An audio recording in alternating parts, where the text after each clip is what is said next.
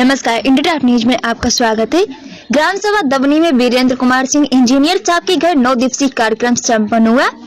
खबर उत्तर प्रदेश जनपद बलिया से है, जहां बासडी रोड थाना अंतर्गत ग्राम पंचायत दबनी से बनारस के प्रसिद्ध कथावाचक पंडित प्रमोद शास्त्री के द्वारा वीरेंद्र कुमार सिंह इंजीनियर साहब के घर पर 9 दिवसीय कथावाचक का कार्यक्रम चल रहा था, जहां समापन के दिन बनारस के पंडित प्रमोद शास्त्री के द्वारा अपनी कथा से लोगों को मंत्रमुग्ध कर रहे थे। जब मीडिया कर्मी ने पूछा कि बाबा आज किस तरह का यह कार्यक्रम हो रहा है, उन्होंने कहा कि इंजीनियर के घर कार्यक्रम में उपस्थित हूं और आज हवन कुंड की पूजा अर्चना करने के बाद और घर में शांति सुखमय बना रहे, इसलिए यह कार्यक्रम चल रहा है। इंजीनियर साहब की पत्नी आज के कार्यक्रम से बहुत ही खुश नजर आ रही थी। पंडित जी से जब मीडिया कर्मी ने पूछा कि आम की लकड़ी का क्या महत्व है, उन्होंने बड़ी शालीनता से जवाब देते हुए कहा कि आम, पीपल आदि 5 तत्वों की लकड़ी से हवन जब होता है तो उसका थोड़ा बनकर आसमान के ऊपर जाता है और बादल बन जाता है। वही बादल बनकर बरसात में बारिश आती है तो धरती के किसान खेती करते हैं, जिससे खुशहाली सबको मिलती है। माता की मंदिर बनी है, उसके लिए हम लोग यज्ञ करा रहे हैं। तो ये इस यज्ञ से क्या आप लोगों को संदेश देना चाहेंगे? सब लोगों को कुशल कायम रखे, भगवती भाई सब कायम, सबको गांव घर सबको कुशल कायम रखे।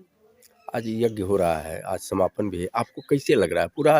आज पूरे हमको परिवार बहुत में कैसा लग अच्छा लग रहा है? हमको बहुत अच्छा लग रहा है और खुशी की बहुत अंदर से बहुत खुशी हो रही है जी। मैं बहुत खुश हूँ, पूरा परिवार खुश है।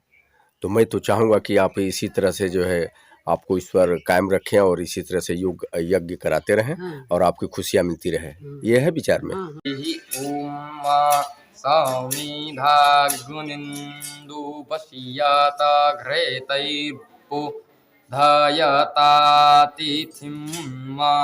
आस्मिन् हव्याजु होताना। पंडित प्रमोद शास्त्री बनारस से। आप बनारस से आए हुए, आज किस तरह का यह कार्यक्रम है? ये 9 दिन से कार्यक्रम चल रहा है, आज पूर्णाहुति है। ये सतचंडी यज्ञ कहते हैं इसको जी। दुर्गा सप्तशती के 108 पाठ किए जाते हैं और फिर हवन आदि कर्म किया जाता है। इससे समाज का कल्याण होता है जी। तो ये 1 हफ्ता से चल रहा है कि 9 दिन से? 9 दिन से, आज समापन है। आज समापन। इसका मतलब उद्देश्य क्या होता है? यज्ञों का मुख्य उद्देश्य तो यही होता है कि वातावरण शुद्धि हो, समाज में समरसता फैले, है ना। और जो यज्ञ का जो धुआं उड़ेगा, इससे जितने विषाणु हैं वायुमंडल में सब नष्ट होंगे, तो इससे समाज का कल्याण होगा। और जो जजमान इत्यादि भी बैठे हुए यज्ञ में, इनका आत्मबल बढ़ेगा।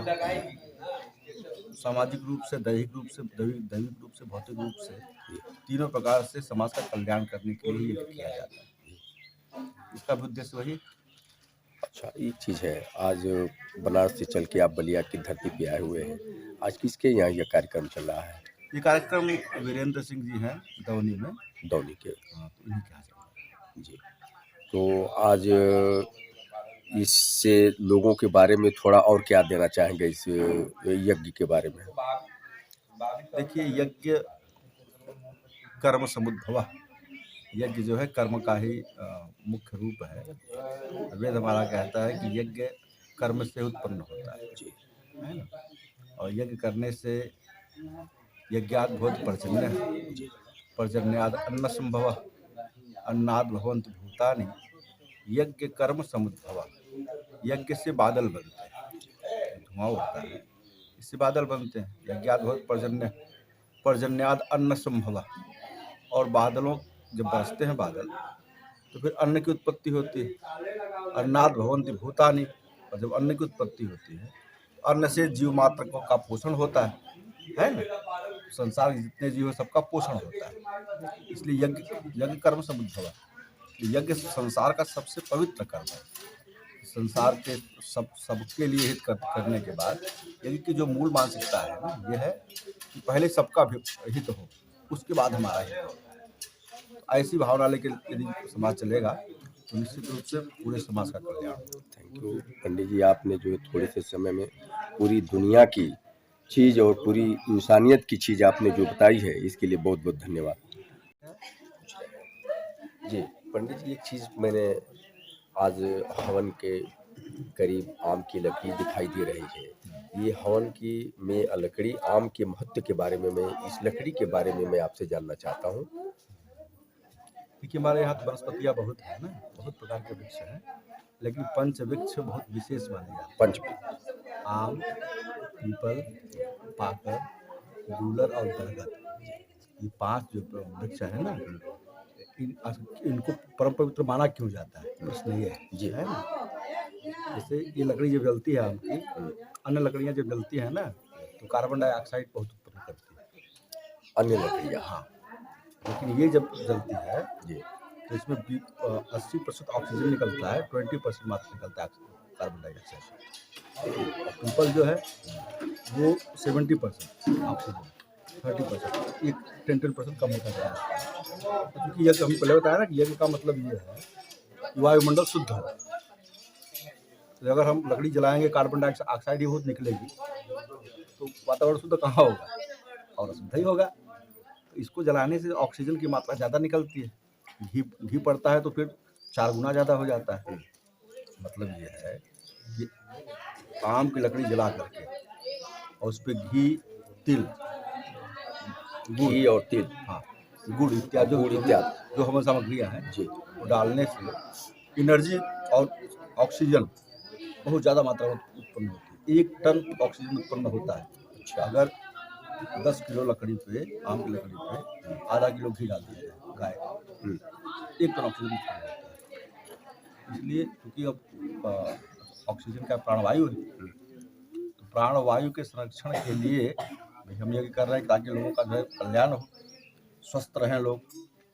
भाई हमारे यहाँ जो मनीषी सनातन धर्म का जो प्रावधान रहा है ना, ये क्यों का यही रहा है, जो नित्य हवन करते थे स्वस्थ रहते थे। कारण क्या है, ऑक्सीजन शरीर में पर्याप्त रहेगा, या ऑक्सीजन की कमी उस व्यक्ति के अंदर नहीं आएगी कभी। जी, आज वही श्वास अवरुद्ध नहीं होगा कभी। आज उसी वजह से आम की लकड़ी, पीपल की लकड़ी और ये घी, ये चीज़ से जो है आज जो हवन होता है, जो पूजा पाठ होता है, जो कथा वचन होती है, जो भी मतलब पूजा में लगता है, ये इस वजह से आज हम सारे दुनिया के इंसान जो है स्वस्थ और सुंदर है। ये कारण यही है। अन्य लकड़ियों पर हवन करेंगे तो फिर वो दूषित माना जाएगा, कार्बन डाइऑक्साइड लाभ नहीं मिलेगा। आपका परिचय जानना चाहता हूँ। मेरा नाम वीरेंद्र कुमार सिंह है, पेशे से इंजीनियर हूँ, ग्राम सभा का निवासी हूँ। मेरे पिताजी का नाम देवपुर सिंह है। आज एक चीज़ है सर, जो आप अपने यहाँ जो यज्ञ करा रहे हैं, इस यज्ञ का उद्देश्य क्या है आपका? जनरली इस यज्ञ का उद्देश्य ये है कि सबका कल्याण हो, जी, मेरे परिवार का कल्याण हो, मेरे कुटुंब का कल्याण हो, समस्त सदस्यों का कल्याण हो, इस गाँव का कल्याण हो। ये उद्देश्य है आपका। यज्ञ के संबंध में तो हमारे आचार्य जी ने आपको बताया। जी जी, बहुत ही बेहतरीन तरीके से उन्होंने बताया है। आध्यात्मिक संबंध में बहुत ज़्यादा कुछ विस्तृत आपको बता नहीं सकता। जी, बस हम यही उम्मीद करते हैं कि हमने जो भी अनुष्ठान किया हो सफल हो, जी, इसका फल हम सबको अच्छा मिले। मैंने ये मैं आपसे जानना चाह रहा हूँ कि जो आप आज करा रहे हैं, क्या इस तरह की हमेशा आपकी भावना है दिल में कि मैं कराता हमारी रहूँ? भावना तो बहुत पहले, यही मैं आपसे जानना चाह रहा हूँ। पहले से है जी, अभी भी कर रहे हैं, आगे भी करेंगे। Thank you.